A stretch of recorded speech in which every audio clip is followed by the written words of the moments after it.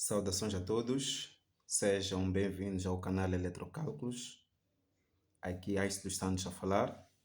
Bom, estamos aqui neste canal para iniciarmos mais uma série de cálculos na área de problemas com circuitos elétricos, utilizando lá os diversos métodos de resolução, como Kirchhoff, malhas independentes, análise nodal, teoremas de Norton e Thevenin. Bom, antes de mais nada, gostaria que comentasse aí, partilhasse e colocasse um like. Para a situação de hoje, nós iremos abordar o método de Kirchhoff, método interessante este. E temos aqui esta máquina da Casio, que vai nos auxiliar no cálculo das nossas equações, nesse caso, sistemas de equações que nós teremos durante a resolução dos nossos problemas. Bom, com isso, mãos na massa. Bom, antes de mais nada, vamos fazer a indicação. Vamos analisar o nosso circuito, onde vamos procurar identificar as nossas correntes, bem como também indicar o sentido de leitura das nossas malhas. Tenho esta fonte E1. Para o resistor 1, podemos assumir que a corrente I1 toma este sentido, uma vez em que será liberada por esta fonte. A mesma situação irá ocorrer para a fonte E2, que vai liberar uma certa quantidade de corrente. Então, corrente esta que vamos nomear de I2. Então, para este nó aqui, nós temos que a corrente I1 e a corrente I2 vão convergir. Convergindo aqui, nós teremos esta situação aqui.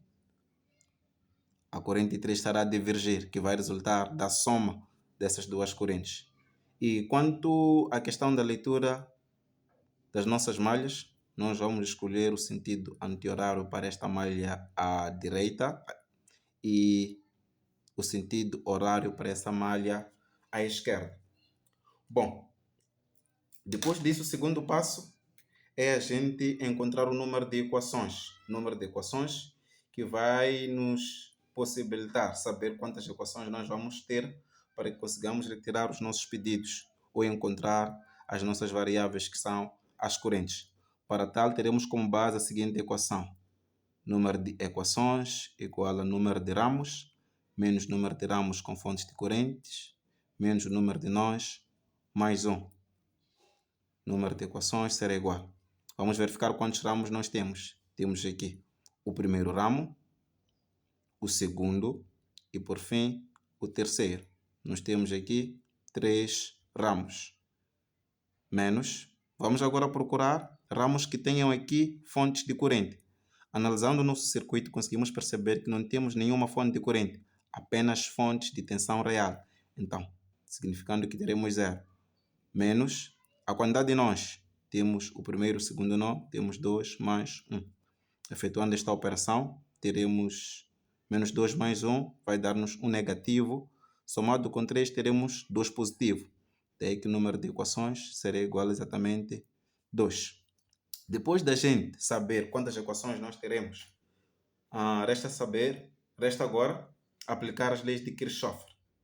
E que a primeira lei de Kirchhoff, que faz menção às correntes, que diz o seguinte, que a soma algébrica das correntes no nó, a soma algébrica das correntes no nó é igual a 0. Isto é, a quantidade de correntes que convergem no único nó tem que ser a mesma que vai divergir. Com isso, teremos o quê? Teremos que a corrente I1 mais a corrente I2 vão resultar na corrente I3. Nós já temos aqui a primeira lei de Kirchhoff. Vamos agora fazer a leitura das quedas de tensão. Nesse caso, teremos como base a segunda lei de Kirchhoff. Segunda lei que diz o seguinte, que a soma das quedas de tensão num contorno fechado, a soma das quedas de tensão num contorno fechado é igual a 0. Bom, com isso, nós vamos fazer o quê? A leitura das quedas de tensão nas nossas resistências. Vamos começar com esta malha esquerda. Podemos tomar aqui a leitura da queda de tensão justamente na resistência 1 e nós vamos perceber que o sentido da corrente I1 o sentido da corrente em 1 coincide juntamente com o sentido da leitura da nossa malha aqui à esquerda. Com isso, teremos a corrente em 1 vezes a resistência 1. Mesma situação faremos com o resistor 3. Uma vez em que o sentido também coincide com a nossa leitura, teremos mais a corrente 3 vezes a resistência 3. Isto vai ter que nos dar a nossa fonte é 1. Vamos agora analisar a nossa malha à direita. Bom, poderíamos começar fazendo a leitura da queda de tensão justamente no resistor número 2. Daí teremos a corrente 2 vezes a resistência 2, mais, uma vez em que o sentido coincide, mais a corrente 3 vezes a resistência 3, bom, mais a corrente 4 vezes a resistência 4. A corrente número 4 não foi evidenciada aqui. Podemos aqui evidenciar. Ela estará a subir aqui. Teremos aqui a corrente 4. E notar, uma vez em que nós temos o mesmo ramo, temos aqui a corrente 2, a corrente 4. Vamos perceber que a corrente 4 e a corrente 2 são de mesma magnitude, isto é, irão ter o mesmo valor. Então, como nota, poderíamos colocar aqui a corrente I2 é igual a corrente I4. Isto vai nos ajudar a simplificar as nossas equações. Bom, isso tudo será igual à nossa fonte E2. Bom, com isso, nós poderemos desenvolver as nossas equações com o auxílio desta nossa primeira equação que faz menção à primeira lei de Kirchhoff. Bom, em toda expressão que a gente encontrar a corrente 3, vamos substituir por esta soma. Com isso, teremos a corrente I1 a multiplicar a resistência 1 mais a corrente 1 mais a corrente 2, entre parênteses, a multiplicar a nossa resistência R3. Isto tem que ser igual à nossa fonte E1. Para a segunda equação, ou seja, a segunda linha da nossa equação, teremos a corrente 2 vezes a resistência 2 mais a corrente 1 mais a corrente 2, que vai multiplicar a nossa resistência 3. Mas, lembrando que justamente esta nossa corrente I4 é a mesma, ou seja, possui a mesma magnitude. Para simplificar, nós poderemos colocar aqui corrente 2 vezes a nossa resistência 4 igual à nossa fonte E2. Organizando e desenvolvendo, distribuindo, teremos a nossa corrente I1, abrir parênteses, vai multiplicar com a nossa resistência R1 mais a nossa resistência R3, fecha. Essa resistência 3 provém deste desenvolvimento aqui, ou desta distribuição. Daí teremos mais a corrente I2, que vai multiplicar a nossa resistência R3. Isso tudo será igual à nossa fonte E1. Para a segunda linha, nós teremos a corrente I2, abrir parênteses. Conseguimos perceber que a corrente I2 multiplica junto com a resistência R2, bem como também com a resistência R4. Então, poderíamos colocar ela em evidência. Daí que teremos a resistência 2 mais a resistência 4. Mas nós teremos aqui a corrente I2 a multiplicar juntamente com a resistência R3, mais a resistência R3, entre parênteses, mais a corrente I1, que multiplica a nossa resistência R3. Resistência R3, porque vamos distribuir, ela também irá multiplicar aqui juntamente com a corrente I1. É justamente este produto. Isto será igual à nossa fonte E2. Bom, uma vez em que nós temos os nossos dados, nós poderemos substituir com as suas respectivas expressões aqui. Com isso, teremos a corrente I1, abrir parênteses. O valor da resistência 1 é exatamente 4 ohms. Teremos 4, mais o valor da resistência 3 tem como valor 5. Fecha, mais a corrente I2, que vai multiplicar o valor da nossa resistência R3, que é exatamente 5. Isso aqui será igual ao valor da nossa fonte E1, conseguimos perceber que ambas fontes possuem o mesmo valor, que é exatamente 12. Daqui, primeiramente, só para garantir esta concordância no que diz respeito às correntes, vamos primeiro tomar este produto aqui. Daí teremos 5 vezes a corrente I1, lembrando que 5 é o valor da nossa resistência R3, mais, abrir parênteses, o valor da resistência R2 é igual ao valor da resistência R3, bem como também da nossa resistência R4. E veja que nós temos uma soma. Teremos 5 vezes 3 vai nos dar 15. Teremos o quê? Teremos 5 mais 5 mais 5, que multiplica a nossa corrente e 2. Isto tudo será igual à nossa fonte é 2. E, por fim, efetuando as operações, nós teremos 9 vezes a corrente e 1 mais 5 vezes a corrente e 2. Isto vai nos dar 12.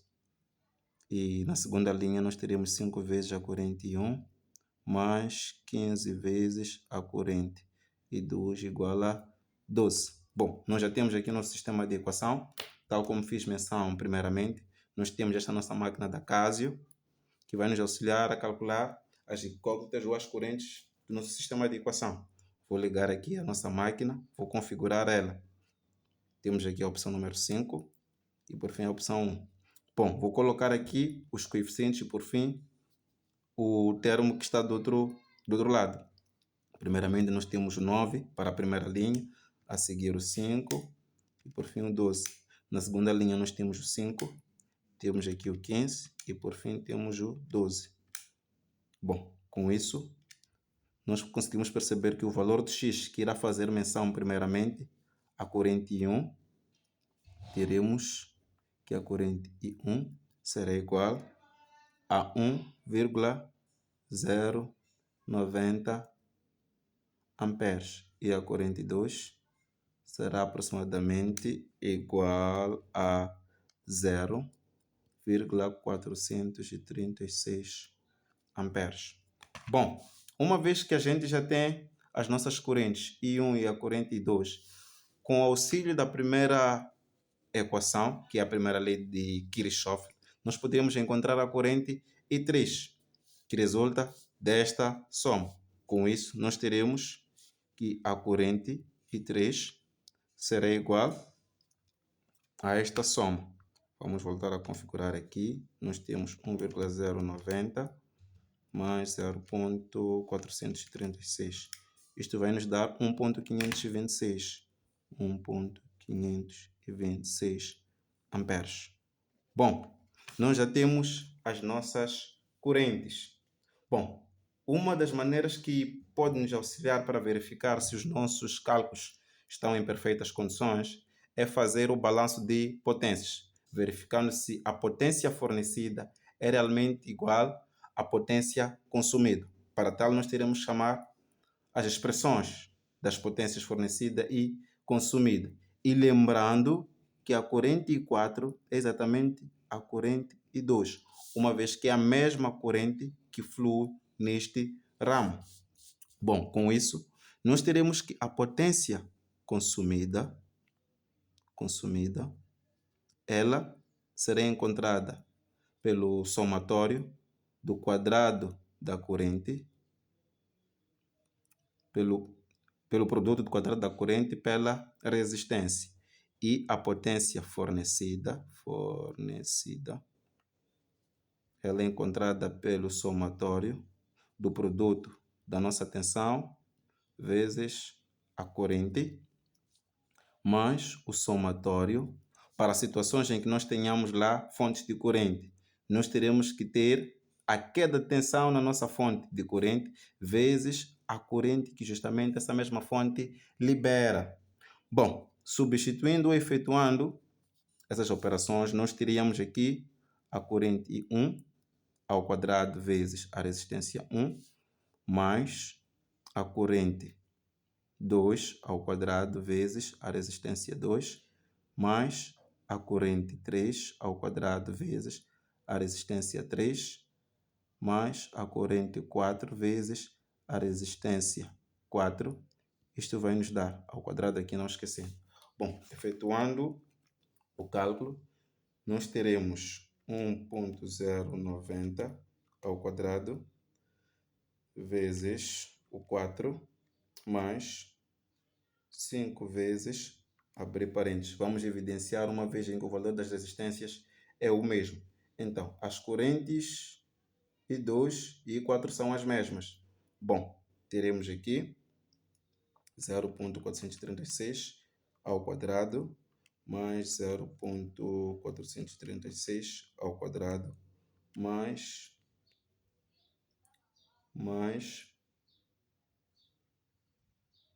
1.526 ao quadrado. Fecha. Isso dá-nos 18,296 watts. Uma vez em que no nosso circuito não temos aqui fontes de corrente, isso vai implicar que esta componente aqui não teremos como calcular, porque apenas só temos fontes de tensão. E nós temos que procurar saber quais são as correntes que se fazem sentir nessas nossas fontes. Conseguimos perceber que aqui será a corrente I1 e aqui a corrente I2. Com isso, nós teremos que a nossa potência fornecida será igual à nossa fonte é 1 vezes a corrente I1 mais a nossa fonte é 2 vezes a corrente I2. Isto vai nos dar, nós teremos 12 vezes, abrir parênteses, uma vez em que o valor das fontes é o mesmo, só vou me preocupar com os valores das correntes. Nós teremos 1,090, que faz menção ao valor da corrente I1, mais 0.436. E este produto dá-nos 18,312 watts. Com isso, nós temos que o valor da potência fornecida igual a 18,312 e o valor da nossa potência consumida 18,296. Conseguimos perceber que praticamente o valor das potências é o mesmo, tendo aqui uma mínima, mas mínima mesmo, margem de erro ou diferença, o que dá a entender que os nossos cálculos estão em perfeitas condições. Mais uma vez, coloque um like ali, subscreva no canal e para qualquer que seja dúvida, comentem e nós iremos esclarecer. Bom, para hoje era exatamente isso que nós tínhamos. Para os vídeos que lá se avizinham, nós traremos mais conteúdos utilizando os demais métodos que inicialmente nós fizemos menção. É tudo.